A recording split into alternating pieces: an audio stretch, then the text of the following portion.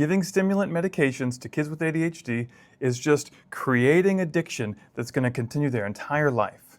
That's one of the biggest myths that I hear about ADHD medication.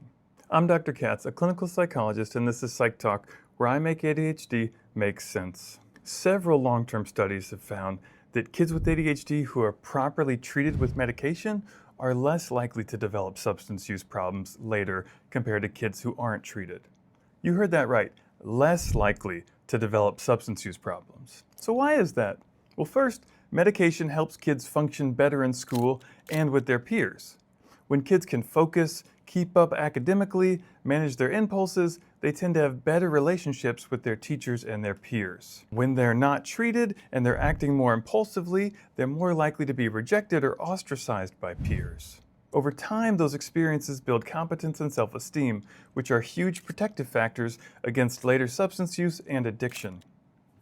Second, untreated ADHD often means a nervous system that feels chronically dysregulated, either understimulated or overwhelmed. Some people later turn to substances to help regulate that feeling.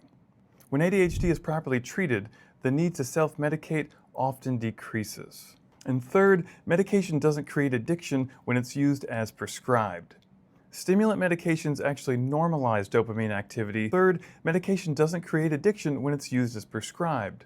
Stimulant medications actually normalize dopamine activity in the brain rather than flooding it with dopamine the way addictive drugs do. So treating kids' ADHD early isn't about just drugging kids or creating little addicts. It's about helping the brain regulate attention, behavior, and emotion during the years when those skills are developing. And for kids, that support can really change the trajectory of their lives. And for many kids, that early support can change the trajectory of their lives. If you want more evidence-based explanations about ADHD and mental health, follow for more. Hopefully that was helpful. Follow for more evidence-based explanations about ADHD and mental health.